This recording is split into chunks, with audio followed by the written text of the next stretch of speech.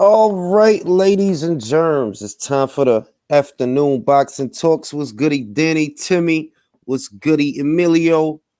So one story that got my attention that I just saw that Danny Garcia was made an offer by Ben Shalom to fight Kell Brook at junior middleweight.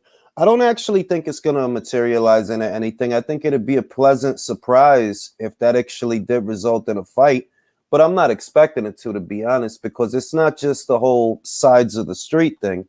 It's also that a lot of those guys, they don't actually want to have to fight that often. You know what I mean? It's We talk about the politics a lot. They're like old PBC fighters. They stay loyal to PBC networks, and pretty much everybody is playing that game, yada, yada, yada. But also at the individual level, those guys, I don't get the sense that they want to be more active, that they want to get out there 2 and 3 times a year, have several fights several times a year. They've grown comfortable with the situation that they've been in, and that's a genuine opportunity. Like, look, ain't nobody buzzing off no fucking Danny Garcia fight in America. Ain't nobody buzzing off that. The Errol Spence fight in 2020 is proof of that. If the most that Errol and Danny could do in the open market that year was a little over 250,000 reported buys, if that's the most they could do, that tells you right then and there that, nah, people not excited about these guys like that. You know what I mean? And you can't use the pandemic as an excuse, because the UFC was selling pay-per-views. The UFC was doing good business that year because most people were home. They wanted something to watch, so they bought those UFC pay-per-views. Whereas when they put Danny and Errol on pay-per-view, the numbers wasn't nothing to write home about. Canelo did better numbers fighting Liam Smith than Errol did fighting Danny Garcia. So when you see that, it's obvious that, you know, people ain't buzzing off of Danny fights, but if he wants to give his career a shot in the arm and he wants to do something that an audience is interested in, yeah, you fight Kell Brook in the UK. You know what I mean? Lord knows that I don't think Danny is as war-torn as Kell Brook, because Kell Brook been in some serious fucking shit.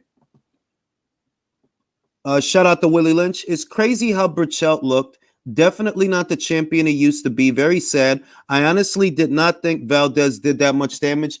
I'm not surprised the way he got knocked out, bro. And I've said it several times, that guys like Burchelt, that they're punchers and they commit to their shots and they're used to their power getting respect. Punchers, when they get knocked out, they don't be the same after that. And it's not like he hasn't been knocked out before. Like, he was knocked out before the Oscar Valdez fight, but that was many, many years and many fights before that. And when you got a puncher, you know, Burchelt is a puncher. Wilder, he's a puncher. You know, these are power guys, but Burchelt is a more prolific puncher. He usually goes out there, he throws a lot of punches. Those guys don't be the same after they get knocked out. They don't throw with the same confidence, with the same snap, with the same aggression. When they get put out, they don't throw the same. They don't be the same after they get knocked out. But just thinking about that Danny versus Brooks shit, I'm like, yo, that's a real opportunity. Like, I think more Brits would be interested in seeing Danny fight one of their boys than Americans would be. The only way you can make me interested in a Danny Garcia fight is if it's to see him get knocked out by either Terrence Crawford or Jaron Ennis or Virgil Ortiz. And none of that shit seems likely. You know what I mean? Like, that's the only way you really gonna get me interested in watching a Danny Garcia fight. Because other than that, what the hell else he gonna do? Like, you could do Virgil Ortiz versus Danny Garcia, Puerto Rico versus Mexico, that kind of dynamic.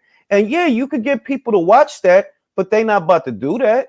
You could do an all Philly special, Danny versus Jaron Ennis, the old lion versus the young lion, the seasoned vet versus the up and comer. But they not doing that neither. Like, I don't hear nothing about no shit like that. And I'm like, well, they should be able to do that. Jaron is a Showtime fighter after all. He do fight on PBC cards, even though he's not a PBC fighter.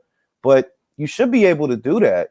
And if you can't do none of that, if he not going for that because Virgil and Jaron are high risk, low reward fighters, hey, what about Terrence Crawford? You don't want to fight for a title? And it's the same answer. Like, bro, that dude is a quasi-retired dude. He didn't fight all last year. You know, he lost to Errol, right? And you figure, yeah, he got hit a lot, so he's gonna take some time off.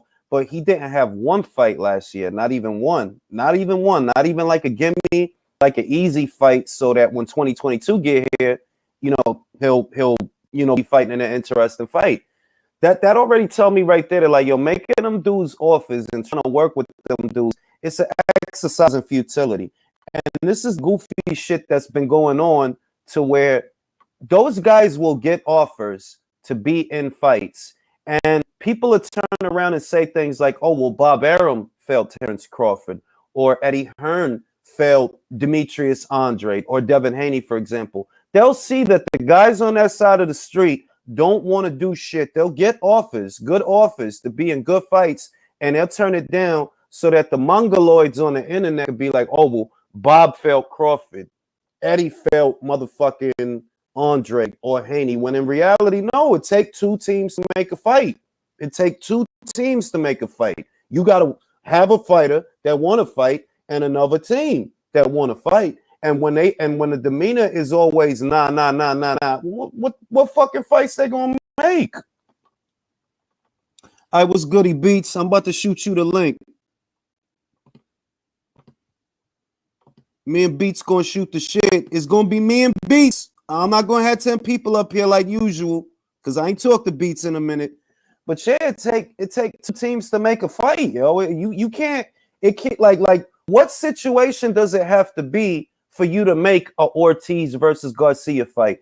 The stupid shit that's going on in America right now with the American boxing fan is so stupid that it's almost like they don't want fights to happen. By all rights, Danny Garcia, a fighter who has not fought since December of 2020, people should be asking him, yo, you need to fight Jaron Ennis. You need to fight Virgil Ortiz. You need to fight fucking Terrence Crawford. But as soon as the conversation starts in the back of our minds, we all know he not going to fight none of them dudes, B. He not going to fight none of them dudes. This is why I appreciate Derek Chisora, because he going to fight the fight. He going to do what is good to make a show. Whereas a lot of them cats, they not going to do nothing, man. Listen, Danny Garcia versus Terrence Crawford, to me, that's overdue. If you're not going to fight Terrence Crawford, you don't want to be a champion, you don't want the WBO title. All right, what about Ennis? What about Ortiz? That's why I'm like, Ben Shalom offered him that for Brooke. He made him an offer to bring him over. And we know Sky got money. Sky not offering that man peanuts. We know Sky got money, but he not going to take no offer, man. He going to sit right there and just keep making funny looking suits. That's all he going to do. Time for high level. I appreciate you, Leo. You know what I mean? He not going to take no offer, man. It's a waste of time. And that's why the current conversation, hold on, I'm waiting for Beats, Chris. The current conversation, it kind of get on my nerves because we see that, look, Eddie wasn't able to get Demetrius Andrade fights, the fights that he wanted. But why? It's not because he didn't try. It's because it's not all on him. Yeah, like it's not all on him. Like he can't make Gennady Golovkin want to fight. That's why I still hold Golovkin responsible for that, because he can't make him want to fight. Golovkin got to want to fight, and we see that, look, he didn't want to fight. I don't blast Canelo because Canelo didn't want the Andrade fight either, but he was still fighting good people, and that's the point, that for turning him down, who are you fighting? What are you doing? And when I see what Canelo's been doing, I'm like, nah, I can't complain. He fucking went undisputed in a year, so I can't complain about him. But Gennady, yeah, I could complain about Gennady because you didn't do shit last year, and who you been fighting ain't even that good. Jesse Quesada, Ryan versus Nicotila. Ryan, you crazy, bro. They'll never let Ryan fight fucking Nicotila. And that go back to the shit. I said the shit then, that the reason Shakur stayed on the outside of Nicotila, if you heard what he said he felt that dude's power and he knew he had to be careful. He said that shit weeks ago, that dude is like, nah, that dude, he probably ain't motherfucking pound for pound, but he could punch. Yeah, he could punch, man. With a little more breathing and coaching, he could be not a Tommy Hearns, but a Tommy Hearns-esque figure at that weight, because he hit Birch up with some shit. and he not a little. He's not a little. I remember when I seen the shit. I was like, "Yo, B, that dude is tight." I remember the Shakur fight, thinking, "Yo, that dude could probably beat the shit out of somebody at 135 because he not little for them weights. He not little." And Bercho couldn't say he was weight drained or nothing like that. Bro, he shot. He shot. It's that simple. He shot. He shot. The fight got beat out of him. And now we got another player off of that. And this is why I gotta respect Burchell, right? Off of that, we got another player at 135, and Burchell fulfilled his role. They're like, yo, you can't be like Danny. You know what I mean? Danny don't want to fight shit. That's what I see. Like, that dude might as well retire. Danny Garcia, like, you might as well retire. It's difficult to compare the two, yeah, because right, Burchell ain't got Danny money. Danny's nice, bro. Danny is nice. Look, this is the thing, and I do agree with you there that Danny has money, at least on the face of it, because he is in real estate, you know, and he is in real estate. It's my understanding he purchasing shit, but that kind of feeds into the conversation that this dude don't want to fight, you know, for whatever reason. Let's just take the judgment out of it and just look at it for what it is. Do I think that he wants to fight 2 and 3 times a year? No. So making him an offer for Kell Brook, it ain't gonna happen. See, here's the thing, yeah. Danny probably got 2010, 2011 money. Good money, right? That's the thing, yeah. And he's at a stage now, fighting 3 times a year and then flinging him in with boots. He's not with it. He's not with the program. He's not with the program, you know? But what makes it irritating is that, okay, well, we see that Danny not strapped for cash. He really doesn't look strapped for cash. And the amount of time that he's been out, that also kind of tells you that, nah, that dude is not hurting for money, because if he was hurting for money, we'd be hearing him asking for fights. So I don't think he's hurting for money. But as just from the boxing perspective, he's like a guy that's taking up space then, because, well, you're not going to fight Crawford. You're not going to fight Ennis. You're not going to fight Ortiz. What are you going to do? See, with Danny, I look at Danny, and Angel's a loudmouth dude, but Angel's smart. Angel ain't going to let Danny blow his dough. Just see it's just not going to happen, right? But I think things are going to change on the island, yeah? Now, I'm looking at the Aussie, the kid from Oz, right? The kid from Oz, right? He was the A side. Gooch had been on PBC for a long time. He's A side, right? They brought him in to be the star. They're bringing him. And look, all them guys like Earl Spence, you know, he's late in his career, but all the younger guys thinking, oh, yeah, I was going to skim something from the top. That roster's going to start looking different, bro. You're going to start seeing a lot of people like Tim Zoo's shade. It's not just going to be like them black guys. They're not going to be able to monopolize that, because they're going to have to adapt their market. They're trying to get Munguia in there. You see how hard they're trying to get Canelo in there, right? Things are going to change. Things don't stay the same. Things never stay the same. I'm glad you brought that up about Tim Tszyu, because one, I'm going to say this. I never thought that they would get him on, because I addressed it that at some point it's going to be a situation where Tim is going to want his title shot, and they're going to have to appease him somehow.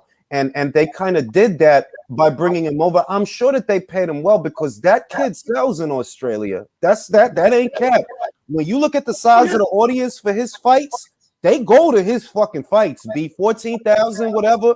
They go 15,000. They go to his fights. I never thought that they would bring him over, but they brought him over. He's got a built-in audience, bro. Yep. He has a built-in audience. So now they're looking at that Australian money. Yep. That's agree. What they're doing, right? Before it was like, oh no, we're just gonna do what we no. I was realizing the money's good out there, right? The Australian dollar spends like the US dollar, the English pound spends like the US dollar. Better. The English pound spend better than the US dollar. Right. 19 pounds is $25. So, and I've been saying that on this channel for fucking 4 years. Like, I don't know why y'all acting like that UK money ain't good. That UK money is good. Believe that. Al blew it, right? Before Bob was in the game with fighters out here, he had a contract with ITV and he gave it up after one show. He blew it. But now he's realizing boxing is an international market. You've got Propellum, you have Wasserman, you have everything opening up. You can't just stay trapped inside, isolated in your box no more. They I ain't gonna. agree. I think that they realized Eddie. This is what I think because everybody considers this the Eddie Hearn Love channel, but I think Eddie showed them. I think that Eddie showed them. You do realize that there's a lot of money, not just in the show, not just the show and where the show is taking place, and the domestic rights to the fight, but the international rights to a fight. You can make a lot of money with that. What's my example? The money that he made from Joshua Klitschko. They made a killing off of international rights for the fight, not even counting the show and what the show generated, but the networks in different countries that wanted a piece of that. Both Showtime and HBO. They paid $1 million a piece to be able to show that fucking fight. It's money. But if all you want to do is focus on American fighters for an American, well, you limiting your paper. You are limiting your paper. That's right. And like Australia, they're trying to build prospects. They're trying to get prospects up.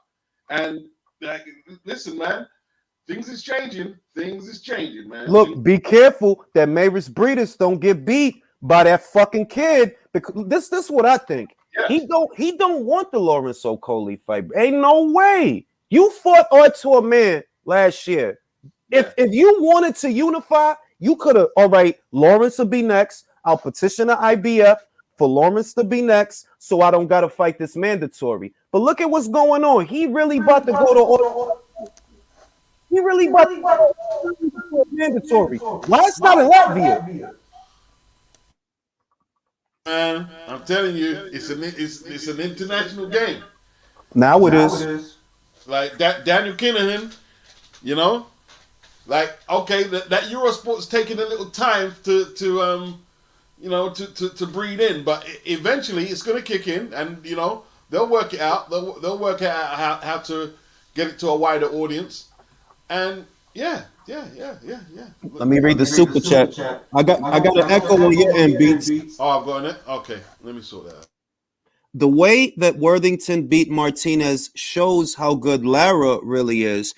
Every undercard should have Lara and Navarrete. You get your money's worth. I do agree, but I said it before the fight. I don't think Josh Warrington is going to go anywhere near Lara for a third time. I don't see that happening.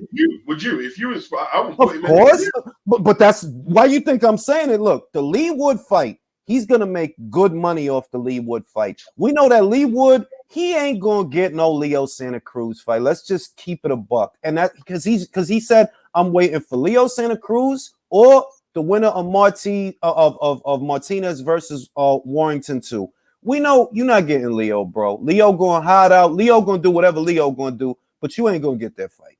You can get the winner of Warrington versus Martinez 2, and that's next, bro. That's next.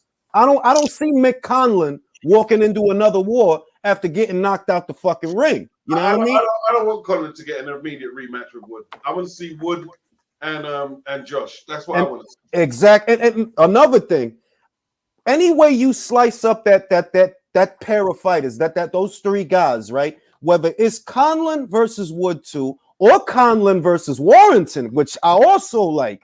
You could make a lot of fucking money with those three guys, man. You could.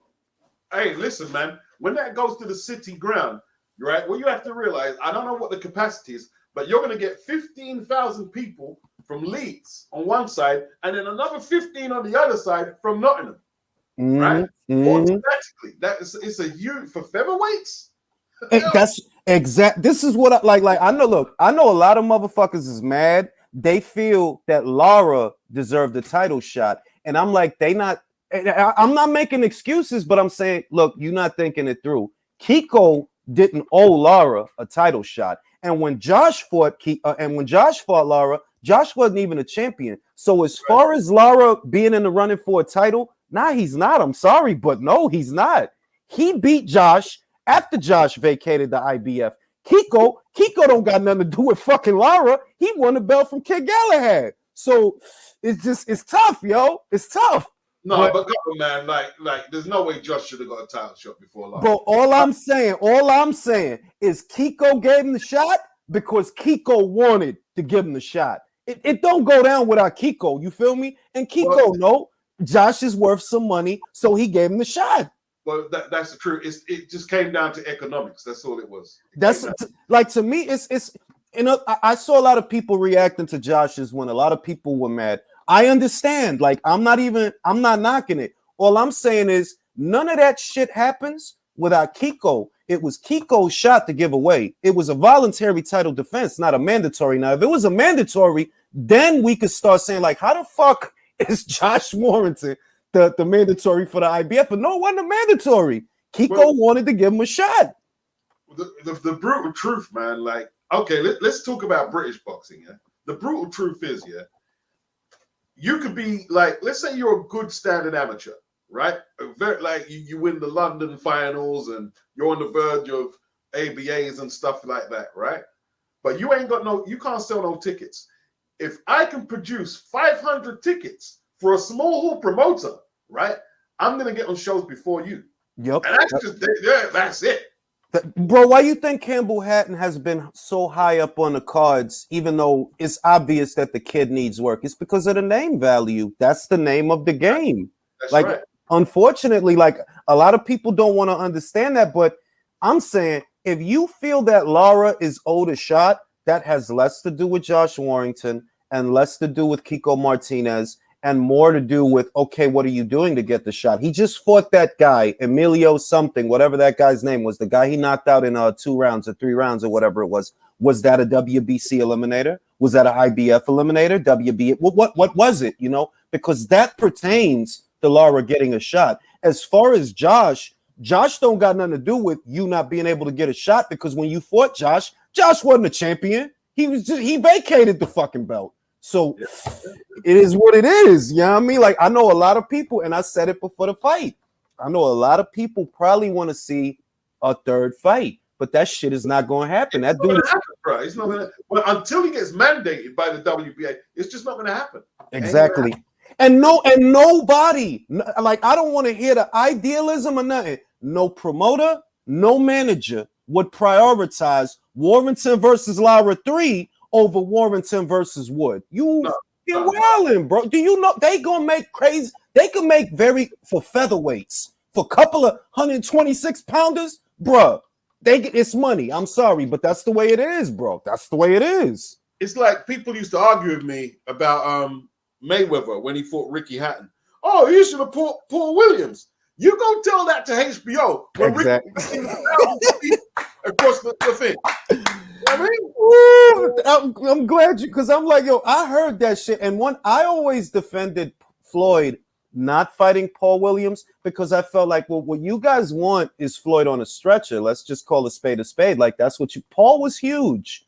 Like, no, he's huge for that weight. And Floyd is not huge for welterweight. So what do you really want? And I see, you know, what those guys were like. What you want is Floyd on a stretcher. That's what you want. But realistically, that fucking fight was never going to happen, and it never made sense. How the fuck does that make sense, bro? It makes no sense. So for that, just be real and enjoy what you getting and ask yourself, 1, is it a good fight? Yes. Is it a solid opponent? Yes. Is there a title? Yes. And stop fucking complaining. Stop, because a lot of shit that people want is like, bro, a lot of the shit I see on Twitter, for example, it be shit that you know ain't gonna motherfucking happen. Like, bro, what the fuck are you like? What planet do you think you on? Have you been watching boxing the last 5 years? Have you seen how it's become? It's certain shit that ain't gonna happen. Like, you're never gonna hear me talking about Leo Santa Cruz versus Emmanuel Navarrete, even though I know that fight would make money in America, a lot of money. But you're not gonna hear me wasting time on it because I know it ain't gonna happen, bro. But at the same, is that right though? That, you know, like, because Lara's not connected, like, he can't get in the mix. Is that right?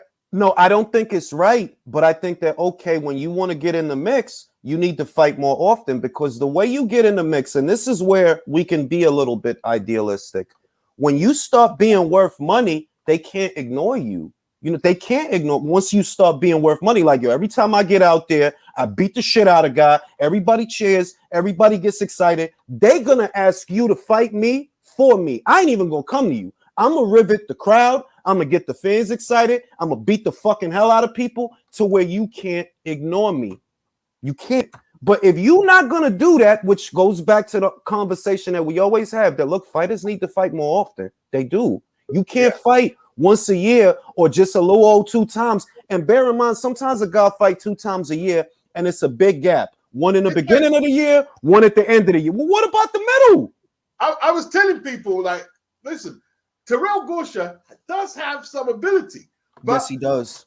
He was screwed over in it. He fought twice since 2019 against someone who fought, what was it, 4 or 5 times in the time he's had 2 fights? Come on, man.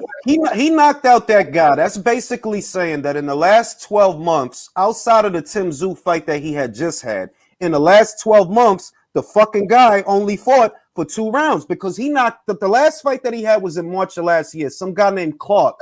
He knocked that dude out in like 2 rounds. So you telling me in the last 12 months, you only fought for 2 rounds? Bro, they not doing you no favors then. No, they're not. And they're setting him up in them big fights. That's what I see.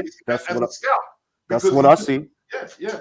You don't have he doesn't have the sharpness, the match sharpness to fight. Like he had him on the floor, which showed, you got some ability, but you're not battle hardened because you're not getting in there. Al's not getting the fights to them guys. I picked Tszyu to win the fight on the premise that, look, believe it or not, and I said, like, it's risky. Terrell-based style does not do Tim no fucking favors. That's what the fuck we saw. Like, if this dude would have been a little bit more active last year, something crazy might have happened on Saturday if Terrell would have been more active. But when you a dude that works off the counter and you ain't fought in 12 months, your timing is going to be off. And you're going to be all right for like a couple of rounds. You're going to be all right, but them shots is going to start to sting because you ain't been hit in a while. You ain't been hit really, really like hard. 12 months, you ain't been hit hard in a year, bro. Like, nah, B. He gonna lose it. Not match fit. And like I heard some people saying it was controversial. He didn't do enough work, man. He didn't do enough, nowhere near enough work. He didn't. Controversial. He really didn't. Honest to God, I know that sometimes my scorecards is funny. I could live with that. But being honest, obviously I had Terrell win in the first round. Obviously. I had it because of the knockdown. But I only saw him win 1 round after that. I only saw him win 1 round after round 1. I'm like, every time Tim gets his back on the ropes and he's unloading, and it just looks like, he's putting you there. It don't look like you setting up a trap. It looks like he's putting you there. He's throwing more than you are. You're shelling up, opening up with the occasional counter shot, and the rest of the time, he just beating on you. I had it like 10 rounds to 2, B. I swear to God. I had Tim win. I didn't score it, but I had Tim winning. I didn't see it controversial. I didn't see it. Just didn't do enough work, man. Didn't do enough work. Nowhere near it.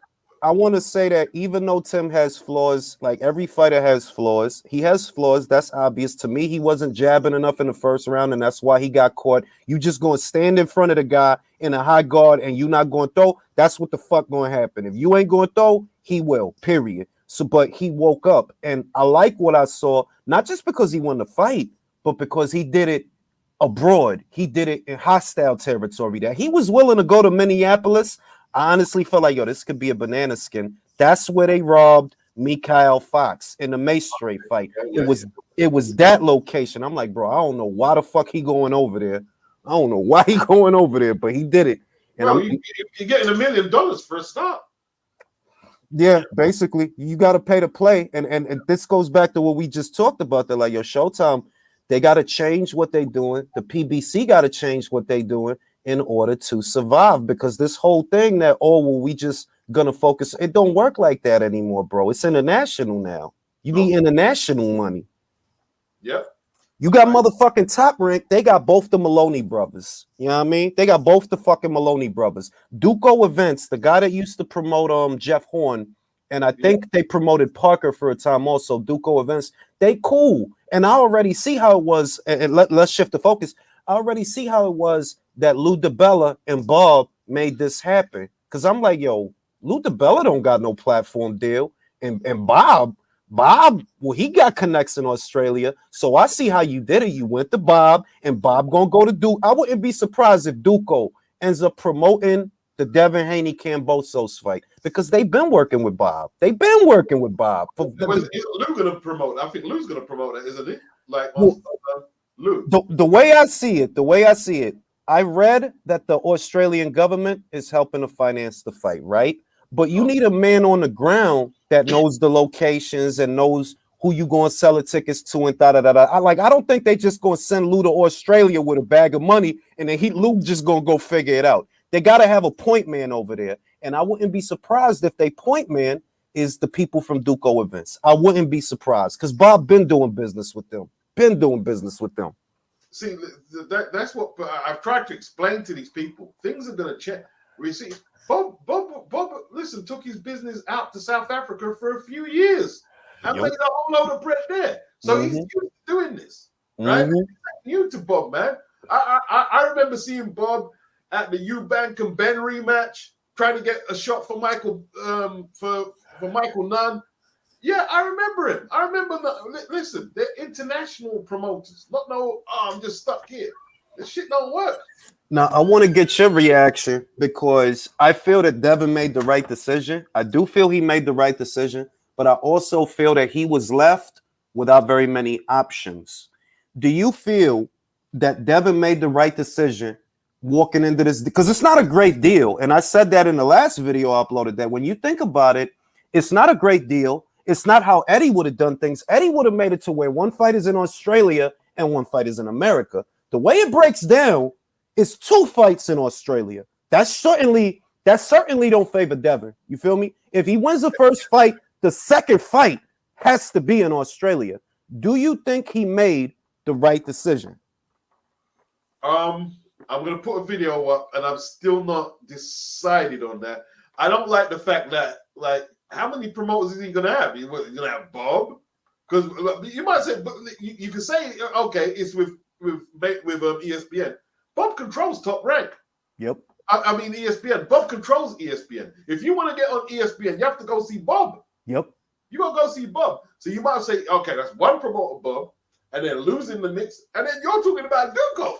I'm like, damn. Duco, I'm gonna say Duco. I'm speculating because that is who Top Rank works with in Australia. They work with Duco. When they was co-promoting Parker, it was with Duco. With Jeff Horn and Manny Pacquiao, that was with Duco. So I'm like, I wouldn't be surprised if Duco is helping them put the show together because, well, they know the market. They know the terrain. You know what I mean? So I wouldn't be surprised.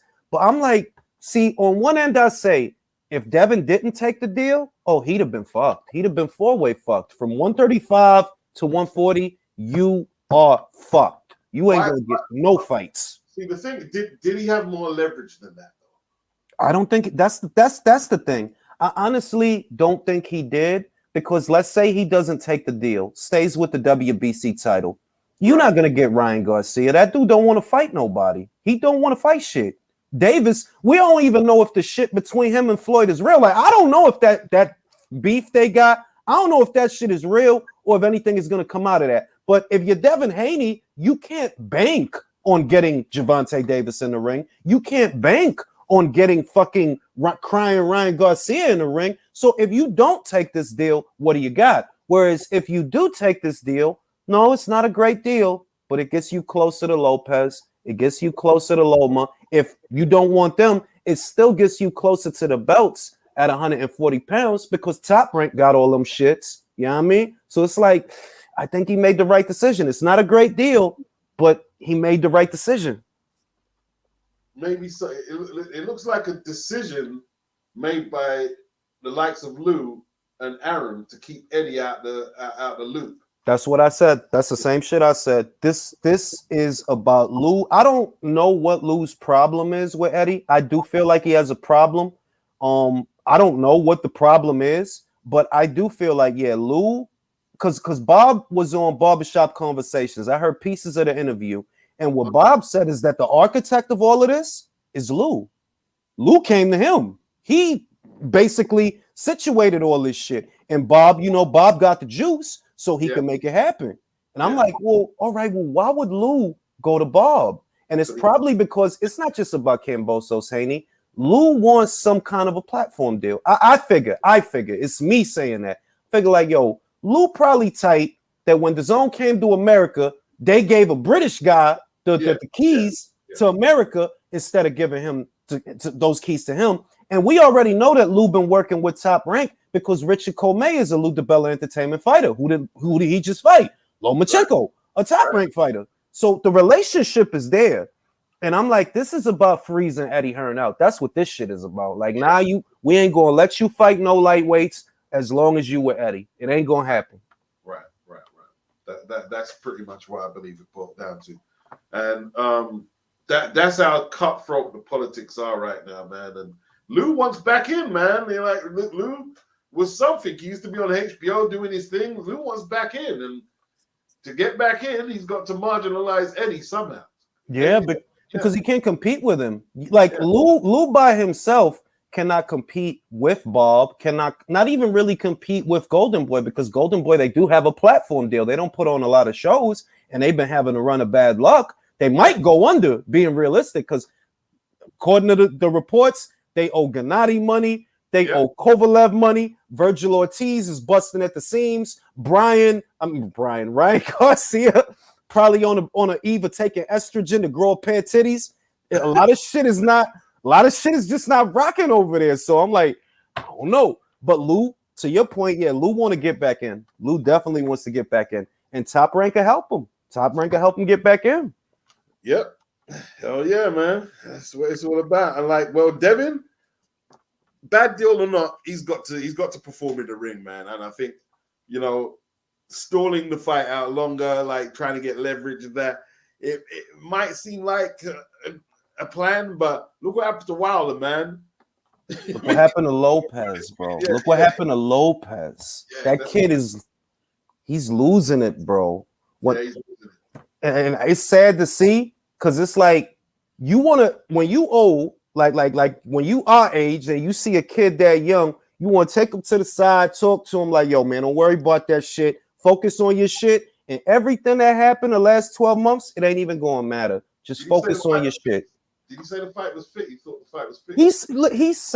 He said that Matchroom set him up because they was trying to match Kambosos with Haney. Never mind that George actually beat you, bro. Like, he beat you, bro. I saw the fight. If I didn't see the fight, then maybe it would be a compelling argument. But I saw the fight, bro. That dude beat you, man. Beat you. Yeah. See, that's it, man. These young kids, they're on a roller coaster. Like Gervonta Davis, he tried to say, Floyd's setting him up with the Rolly Romero fight because it's the last fight in his contract. Well, the fight before, that wasn't your last fight, and they were still trying to make that until Rolly got caught up in the system. So, it is what it is, man. Like, it's fight or flight. I mean, look, Ronnie, shout out to Ronnie Boy Fresh. Ronnie Boy said this shit months ago. He said, as crazy as the shit might sound, he think that Rolly could get Gervonta because he big and he dumb. And he not going to go in there, I'm going to set up my jab, my jab and set up. Nah, that's a big dumb puncher, bro. Just a big dumb kid that's big, 435. And it took you 12 to knock out Gamboa. You just went the distance with Isaac Cruz and you hurt your hand. So I'm like, yo, B, I don't know what's about to happen, B. I don't know, man. I'll tell you what's going to happen, right? Right. Rolly doesn't have a good a defense as Cruz or as Gamboa, or even old Gamboa.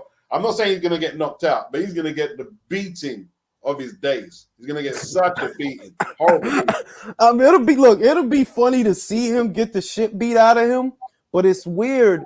On one end, it could be a marketing ploy, and I never rule that out there. You know what? Everything we're seeing is what they want us to see. This is information that they are putting out there. But on the other end, sometimes it really is as simple as it looks. Sometimes, that this is what's going on. This ain't the first time Gervonta Davis was like unhappy about some shit. And shout out to Callie on Twitter.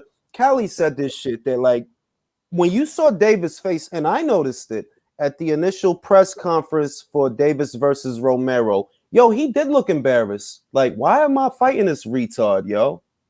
Why am like this dude is an idiot? Why am I fighting him? The way he was looking at him, like, yo, was like, nah, this.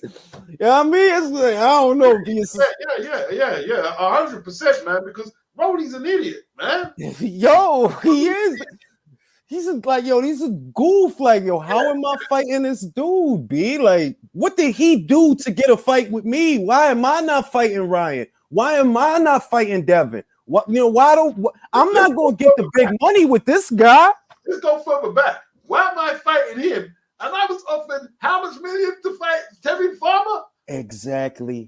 Exactly. Exactly. You know what I mean? The shit don't make. I'm like, yo, look. So you telling me that we couldn't? Y'all told me that. Oh, they not serious because this is out of Gervonta Davis' mouth. This is what he said. He said they told him, oh, Eddie Hearn is not serious. They talked him out of this shit. He not serious. That money ain't real. Yada yada yada yada. Right? That's what they told him.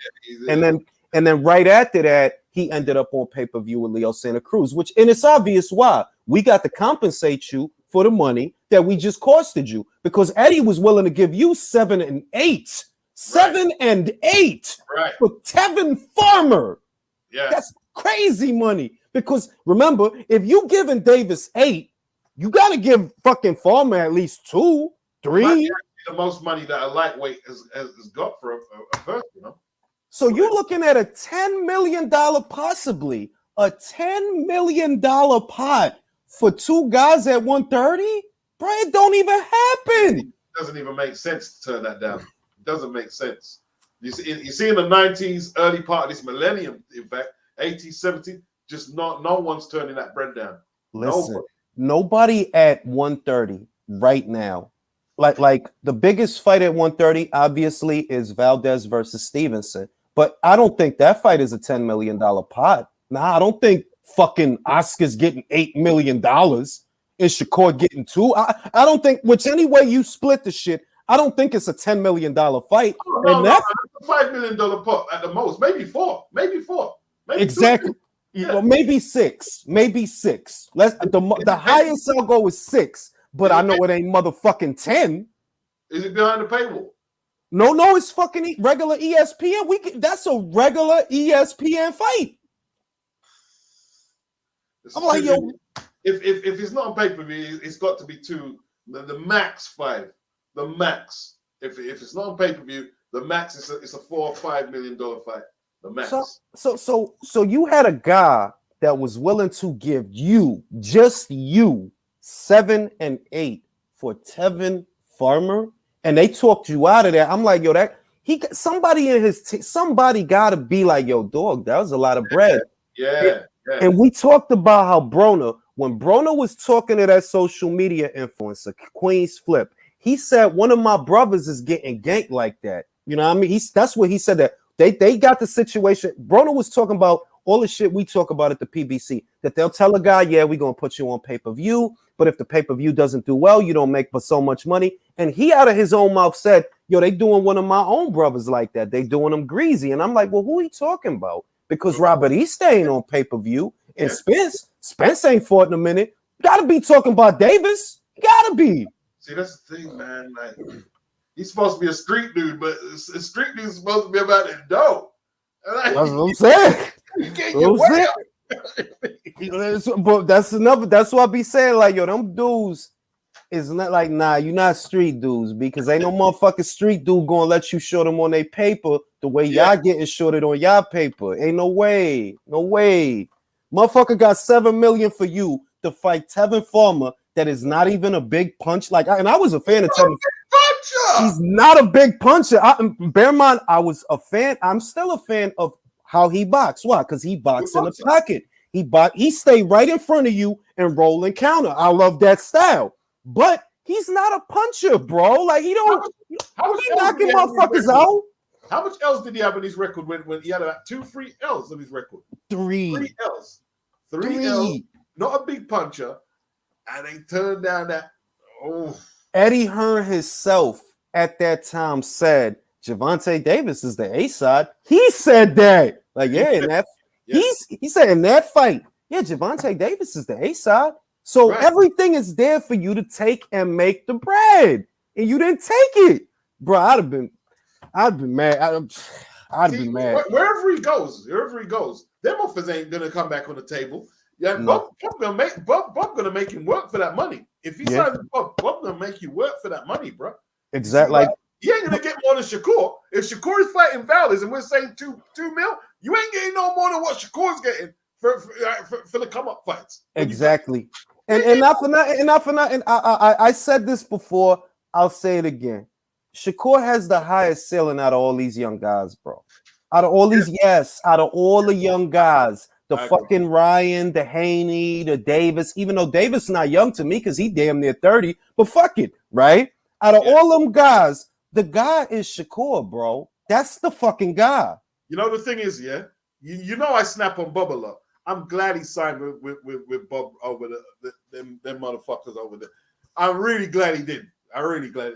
At least they would have ruined him. They would have ruined him. His career. They would have ruined him. What Shakur is seeing, where he at right now, you know, and he don't look dumb. And I know that Jay Prince is not dumb.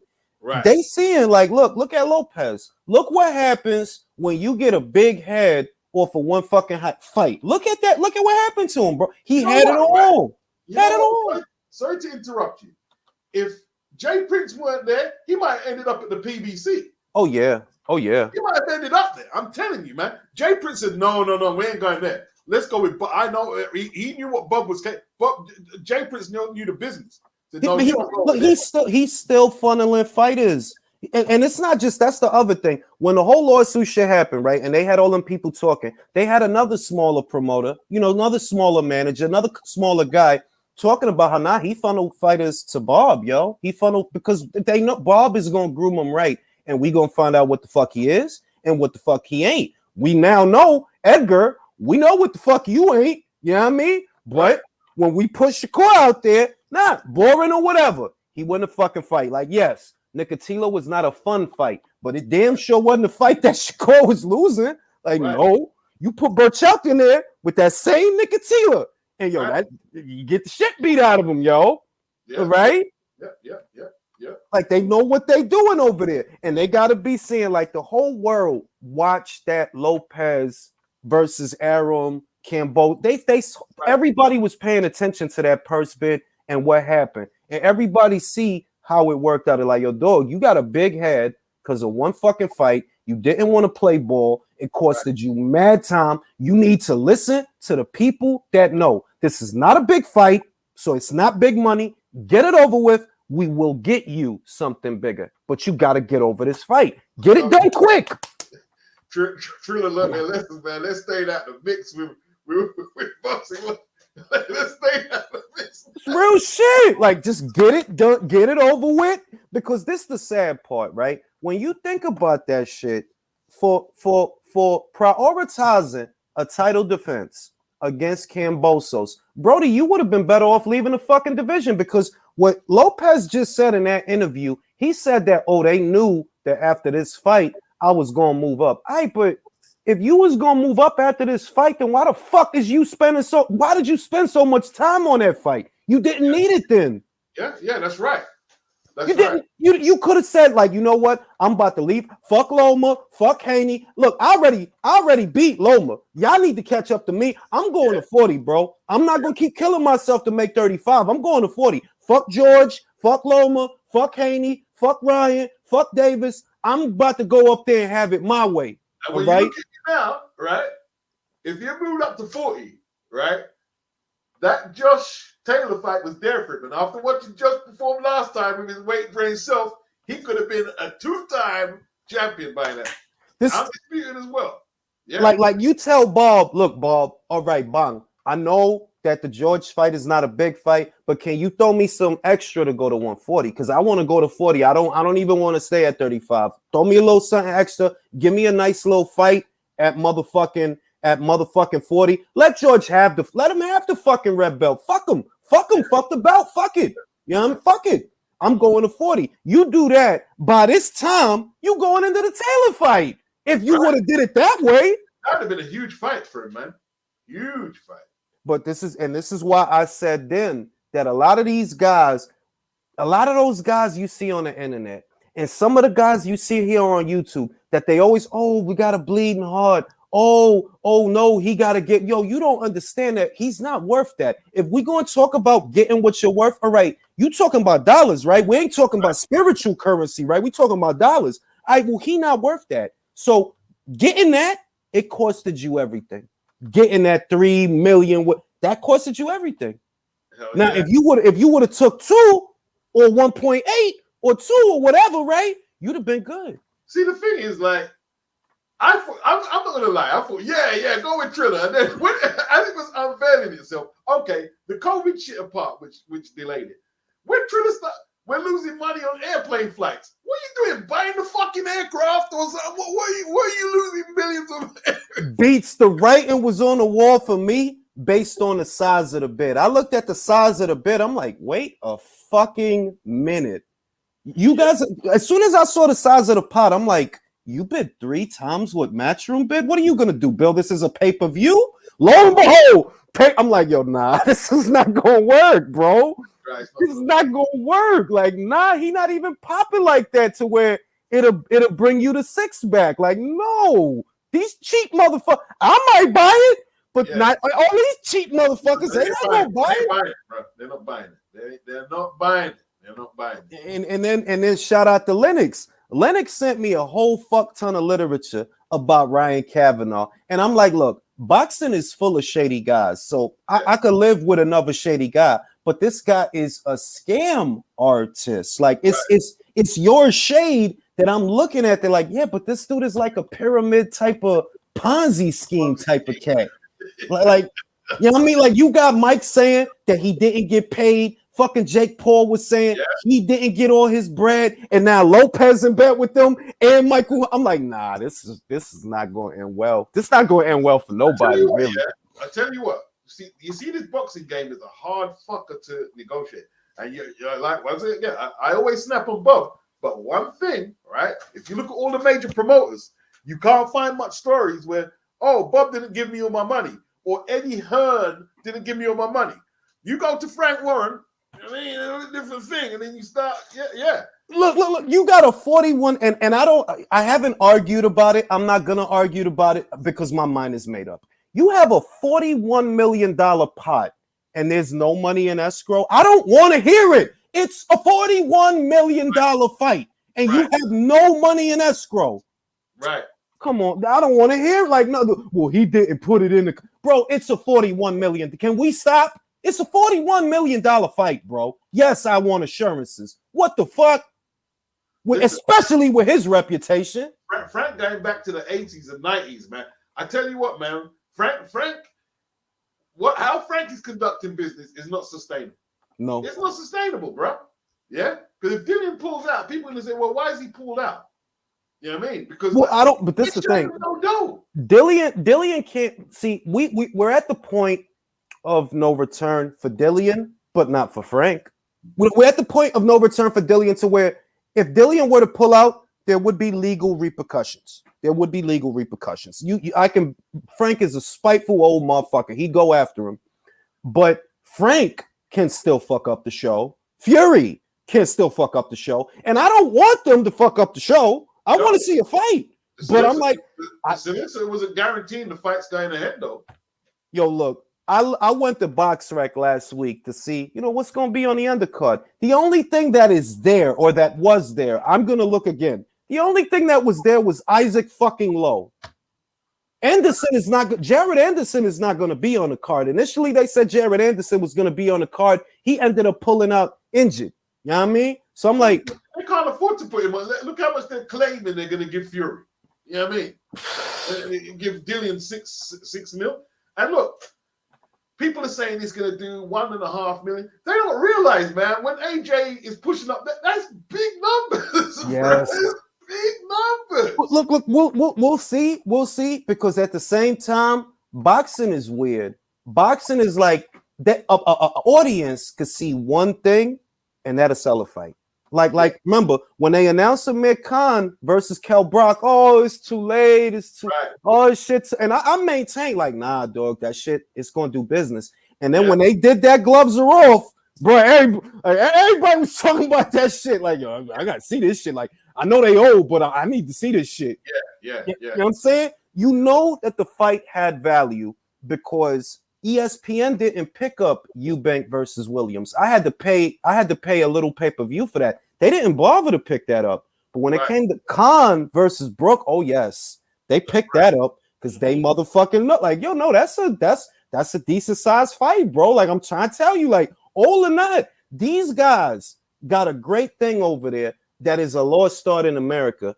and that is the art of the cult following. The guys that develop in the small hole shows and they grow and they grow. Whereas here, oh, if it's not a Danny Garcia, they don't want to see it. You know what I mean? Like well, something like that. Oh, if it ain't the Spence fight, they don't want to see it. Like you can mention some good up and comers like a Montana Love. They don't fucking know who Montana Love is. They don't watch him. You could tell them, yo, Regis Prograis. He just I love his boxing. Yeah. Regis Prograis was just on Pro Bellum. He just bought who Tyrone McKenna. I don't want to watch this. On Eurosport. Bro, but Prograis doing on Eurosport. Shit is crazy. But that's how you know though. At the same time, when you see a Regis Prograis, a homegrown American fighter, a former champion, only one loss on his record, nothing to be ashamed of. When you see he's fighting on fucking Eurosport in a fight based out of Dubai, what does that tell you? The money's international, bro. Yeah, it's international. Yeah. It ain't all about America. No, it's not, bro. You got Gennady Golovkin and Ryota Murata. They about to make a fuck ton of money in Japan, right? Joshua versus Usyk, no American fighters, about to make a fuck ton of money. Motherfucking Fury versus Whyte. Outside of Joshua versus Usyk, Fury versus Whyte is the biggest fight in the heavyweight division. That's on paper. Yes, tell me a fight in America in that division. You know what scares me? I've heard people over your side of the fund. Oh, we don't give a fuck about Murata and Triple G. Dude, do you know how much money they're going to be turning over? They're going to be counting endless bank.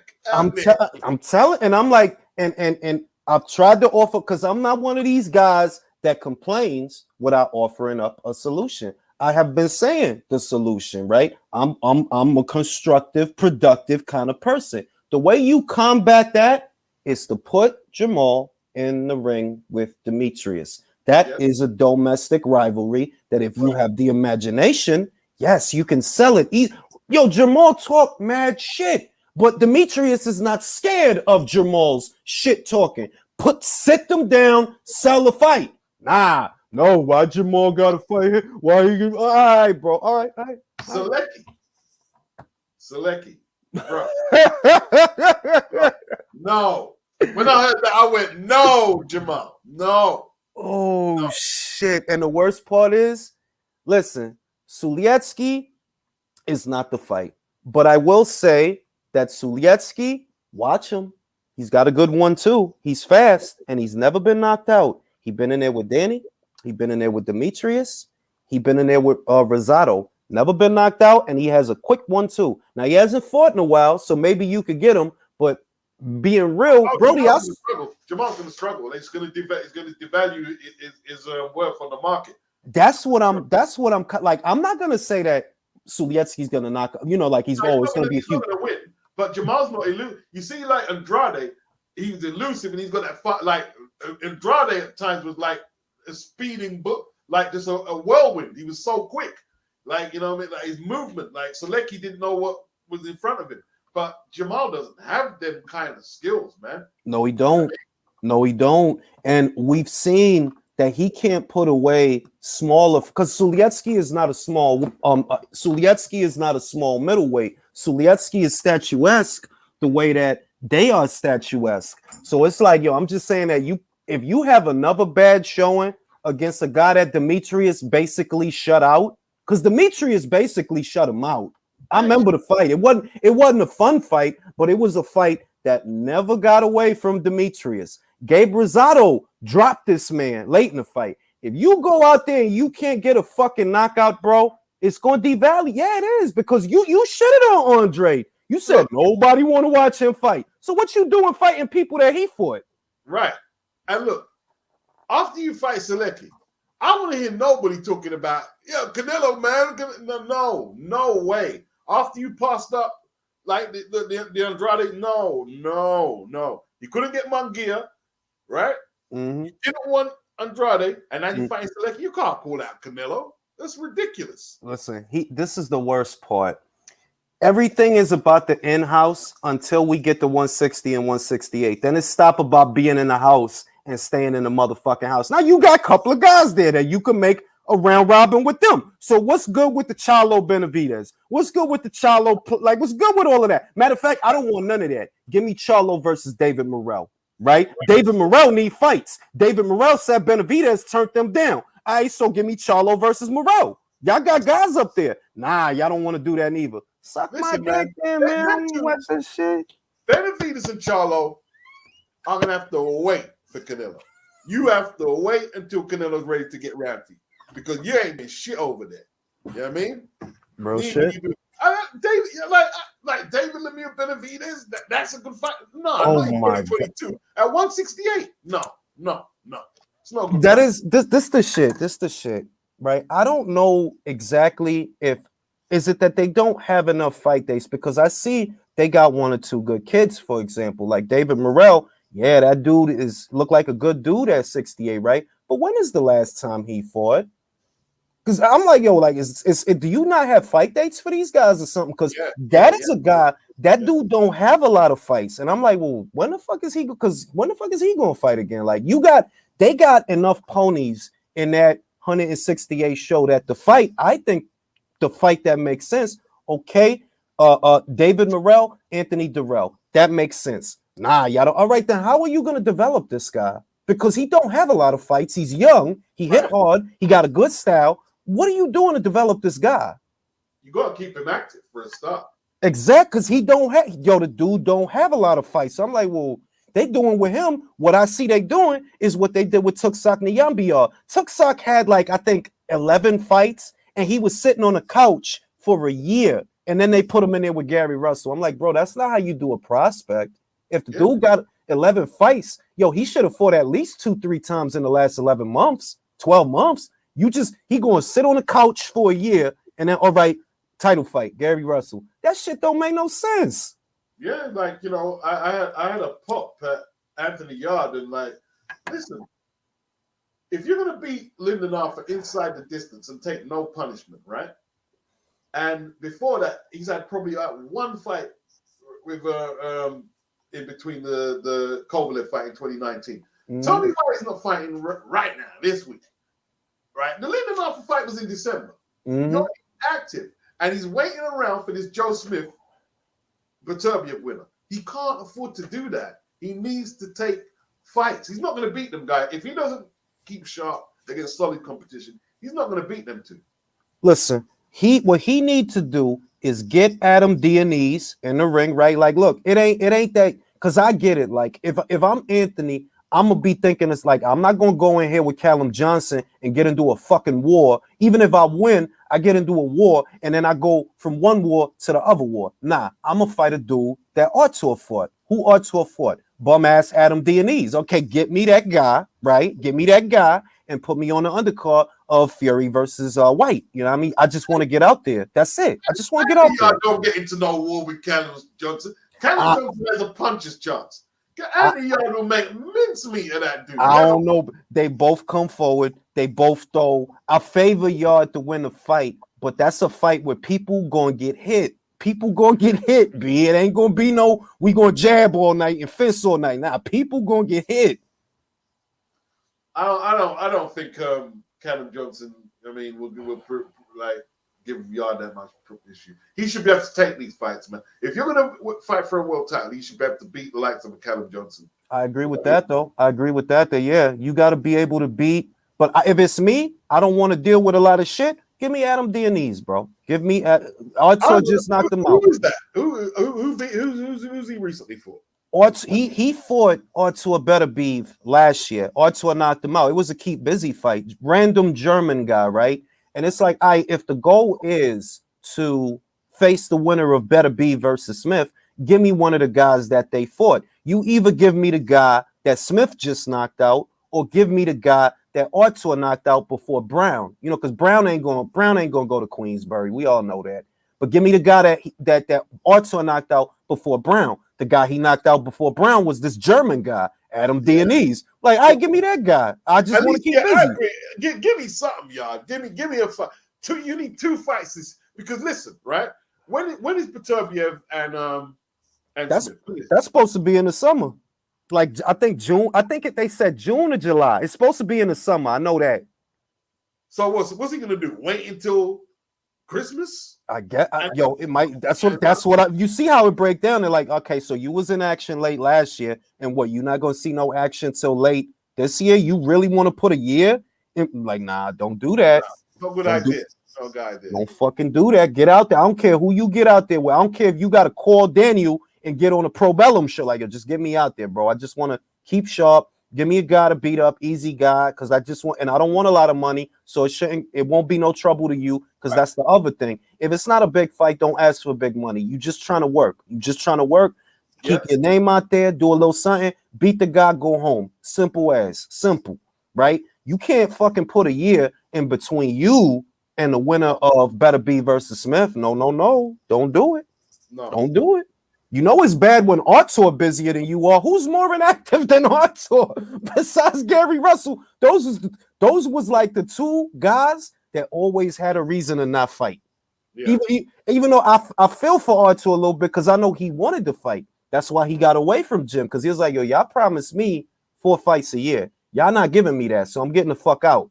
And then he went to the zone, had that one fight with Johnson. Then he went to fucking Top Rank. But COVID happened, but the rib injury, but the other. It's like, yo, this dude always got a problem. Be like, you always got a problem.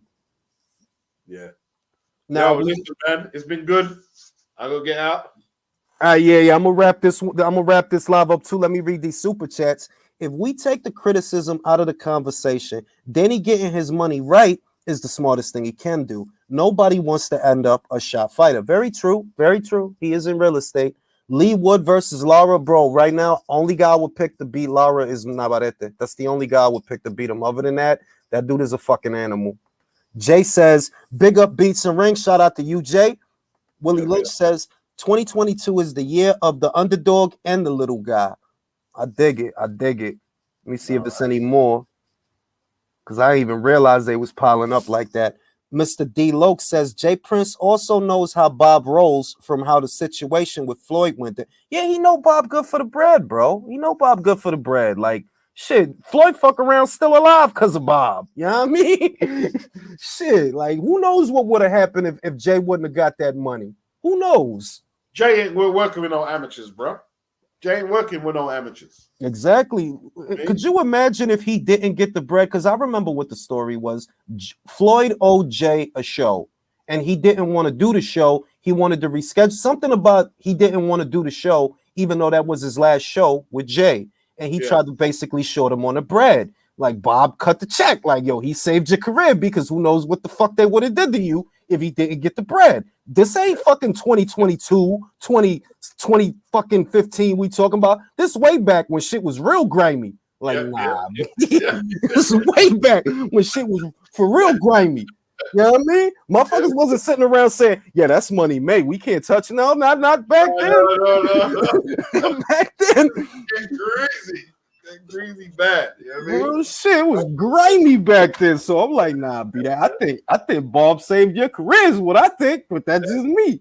Saved Leonard too. You know what I mean? Real shit. Leonard wouldn't have got to get them draw on mustaches if it wasn't for fucking Bob. So shit, motherfuckers need to chill. Hey, let me just, before I bounce, this is a prediction. You ain't gonna see much from Leonard Enderby after the tank thing, because I just don't think he knows what he just out of it. Floyd, he's got his legacy behind him, so he'll bounce back in some capacity, perhaps, if he still wants it. But Leonard, it's over. It's over. You can see that they thought they knew the business. You know, that's what I see. They thought they had it all figured out, and you left Leonard in charge of your blue chip prospect. My honest opinion, if Tank would have been with Top Rank, he would have been in a better position than he is now. And I'll go as far as saying, this is going to sound weird until you think about it. Golden Boy could have promoted Tank better than Mayweather. Oh, yes. Yeah. It's right. Like, Leonard was threatening to fight Eddie. Why you stay out of our business? We doing just fine. Well, I'll fight Tank if it was just fine. Exactly. Yes, what I mean. Yo, listen, I was like, yo, look, Leonard's spending too much time online. And what that tells me is, yo, this dude don't got nothing go. Like, why you on the internet so much, Leonard? You supposed to be making fights and getting drawn on mustaches and shit, buying Gucci shit. Why you online arguing with people? Why you threatening Eddie Hearn? Look, Frank hate Eddie, but I never heard Frank say, yeah, Eddie better not fucking talk to me. I'll fucking blow his noodles out his head. I never heard Frank say no shit like that. So why you threatening Eddie, bro? All he said was people don't care about your show.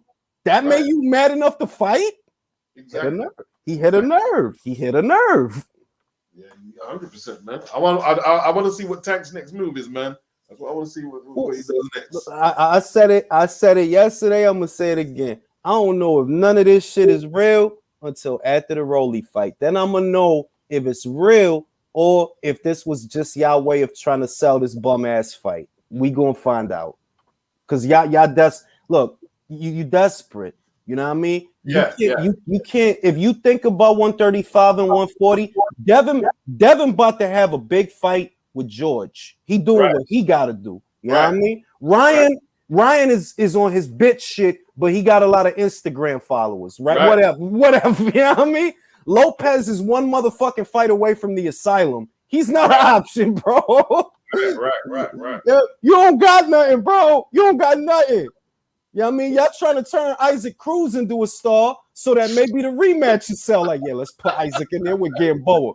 Like, what? Yeah, come on, B. The funny shit is they got a diamond in the rough. I'm going to say this, though. I will say this. They have a diamond in the rough with Isaac. Not because I think he's all that good, because I don't know how good he is or isn't. But if you disguise it because he's from Mexico City, just disguise it, you know? Put him in there. Put him in there with guys that just got knocked out. Yo, you could turn him into something. You actually could turn him into something because his style is fun. He don't lay off. He come forward. He's kind of like a baby Mike Tyson. Like if Mike Tyson was a garden gnome, he like that. He's peekaboo kind of guy, slip the hook or slip and counter, hooks to the. He's that kind of fighter. Like he's a lot of. He could be fun to watch. He could be. He could well be. You could turn him into something. Yeah, they could do. They could well do. And basically, you have to say that the PBC brought him in. Like you know what I mean, like they could like he shouldn't even have been an opponent for Tank, should he? I mean, Tank was getting because they think that they know the market. Like they honestly believe, and I'm like, yo, you see a guy like Isaac, right? You just match him right, and the following will come because of the style that he got. They'll come watch his fights because he coming to fight. He not coming to lay off. But the way they did it, they treated him like he was just an opponent. Like, bro, if anything, you should have made the fight that would have made sense to grow Isaac's profile would have been Isaac Cruz versus Anthony Yeager. Why? Anthony can't punch. You know what I mean? He can't punch. You just want to defeat him to Davis like he ain't shit. And then you see like, nah, he's okay. He's serviceable. If nothing else, he's serviceable. Who's Isaac Cruz? Is that Sean Gibbons' his fighter? That's a Sean Gibbons, Manny Pacquiao Promotions fighter. Manny got some fighters, bro. He got fucking the fucking Maxayo, Mark Maxayo. He got motherfucking Isaac Cruz. Not bad. Yeah, what's up? Is it? It's not Spence. When's Spence and my guy? That's supposed to be next month. Be next month. Okay. Right, next month. Okay. Who you got? Yo, who you got in that fight, yo? I've got Spence because if you guys has to try and knock Spence out. Yeah. You can't let Spence come forward. If Spence comes forward and is throwing his hands a little, they're just gonna give him the decision. It is what it is, man. But he got Salas though, bro. He got Salas. Salas. I mean, that don't mean shit to me. Hector Garcia, Chris Colbert, bro. Look, did you see that beating, bro? Yeah, I did. That shit is making that shit. It's true. Yeah, Spence is the choice, but in other words, if somebody tell me, nah, I got Spence, I see that, but I'm like, yo, there's just so much wrong with this situation, bro. You know what I don't like about you guys, right? He had Manny Pacquiao sussed out, and if he didn't take his foot off the gas, he could have got Manny out of there. Yeah, and he didn't.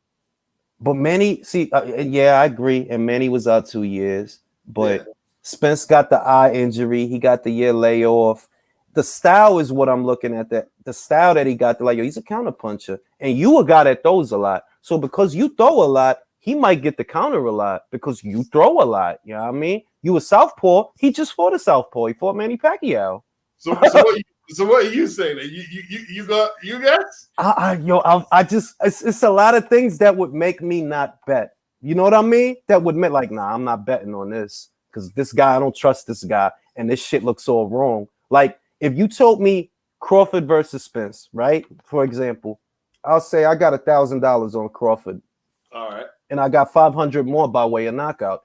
But if you told me Ugas versus Spence, I don't bet because I can't trust Spence. And this guy, I've seen this guy.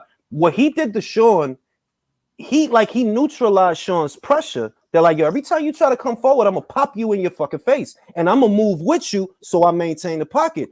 Well, if he do that to Spence, go ahead, open up, Spence. Throw all that shit. He might counter that shit. If he hit that eye, I don't know what's gonna happen. So I'm like, it's intriguing. It's intriguing. I'll give you that. I mean, it's intriguing. Yeah, like while you're not gonna turn Ugas into a superstar, the residuals from him upsetting Errol, those would be sizable, like 9 million views and shit. Like yeah, dog. Yeah, upsets. Yeah, it would trend big time if Ugas wins. Upset. Look at the residuals for Joshua versus Ruiz 1 and how much those videos circulate. Like, yo, upset. It's money in the upset sometimes. People, yo, man, it's been a good talk. I'll holler at you, Beats. All right, bro. 1.